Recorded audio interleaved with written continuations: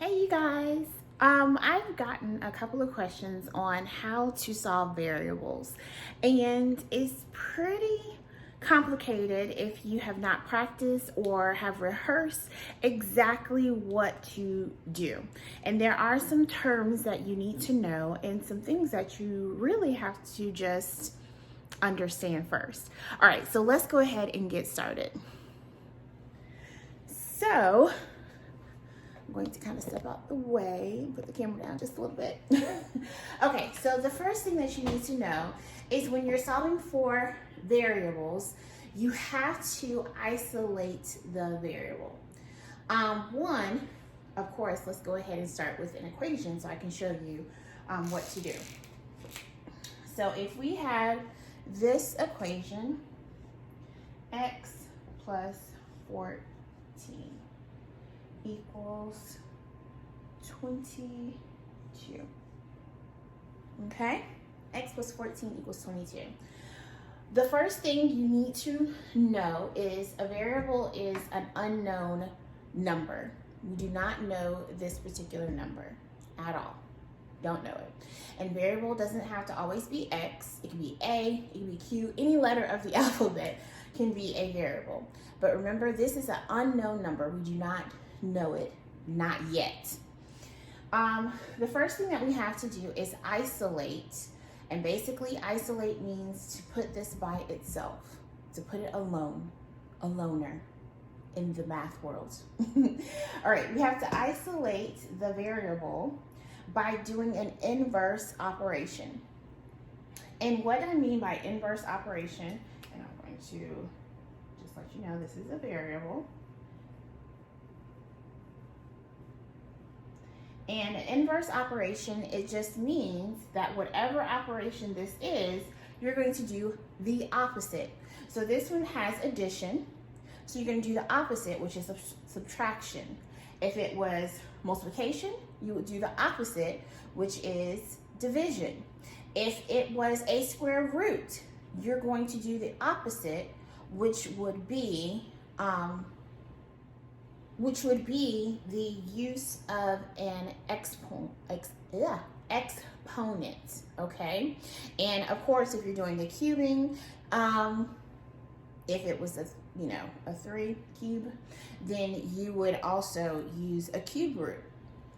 But we're not going to go that far, okay? But I just wanted you to know an inverse operation is basically the opposite operation of your math problem. So again, this is addition, so we're going to subtract. And what you do on one side of the equal sign, you're going to do on the other side of the equal sign, okay? So I'm going to subtract 14 from this side, and of course I'm going to do it again from the other side. All right. A positive 14 minus a 14 or minus 14, of course, cancels it out, so you don't have to worry about it. And now you can isolate it and say 22 minus 14. 22, of course, minus 14 equals, yeah, you got it. It equals,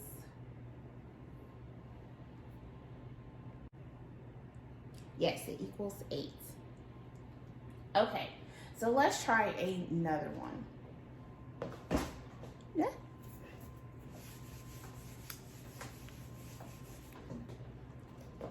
All right, and the problem that I have is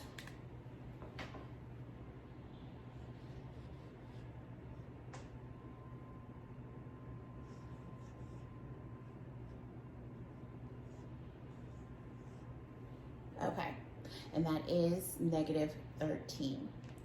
All right, so what I am going to do again is I'm going to look at my operation that they're asking for, and it is subtraction, so I'm going to do the inverse, which is addition.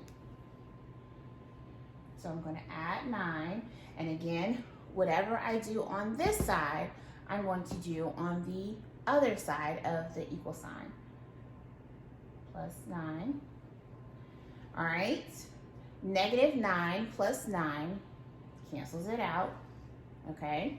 So now I just solve for my variable, which is m.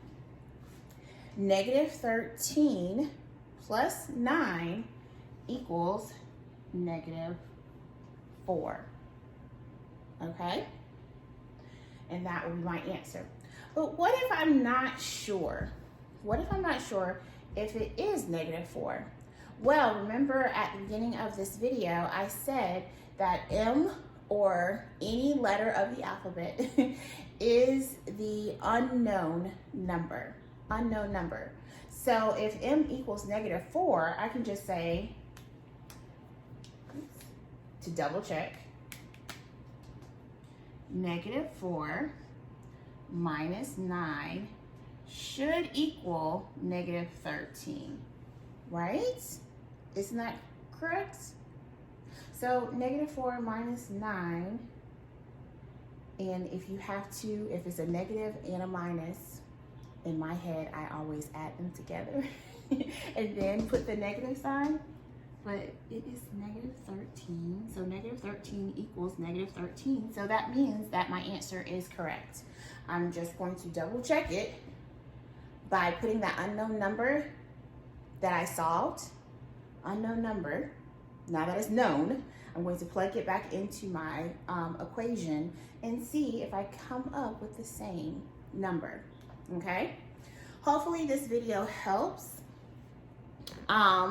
Please like, give it a thumbs up, and share.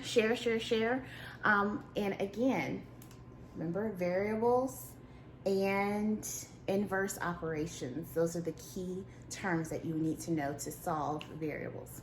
All right, until next time, bye.